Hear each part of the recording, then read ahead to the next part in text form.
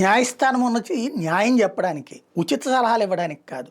సుప్రీంకోర్టుని ఆంధ్రప్రదేశ్ ప్రభుత్వం కావచ్చు, తెలంగాణ ప్రభుత్వం కావచ్చు అప్రోచ్ అయినప్పుడు ఇదిగో ఇది మీది న్యాయం, మీది కాదు అని చెప్పాలి. ఇక్కడ జరుగుతున్నది ఏంటది? తెలంగాణ ప్రభుత్వం ఇక్కడ నల్లమల సాగర్కి డిపిఆర్ ఇచ్చారు, ఆంధ్రప్రదేశ్ ప్రభుత్వము అది అనుమతి లేకుండా దాన్ని ఆపేయమంది.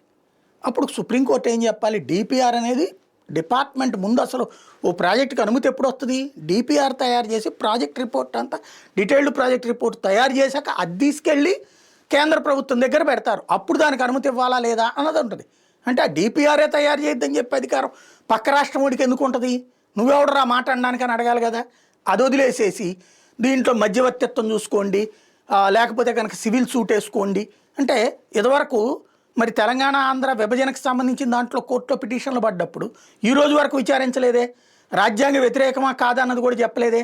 కనీసం రాజధాని కూడా లేకుండా ఒక రాష్ట్రాన్ని ఇచ్చిన రోజున ఈ రోజు వరకు దాని మీద వేసిన పిటిషన్ల మీద స్పందించలేదే. ఆంధ్ర ఏం పాపం చేసింది? ఆంధ్రాని ఎందుకు ఇట్లా టార్గెట్ చేస్తున్నారన్నదే అర్థం కాదు.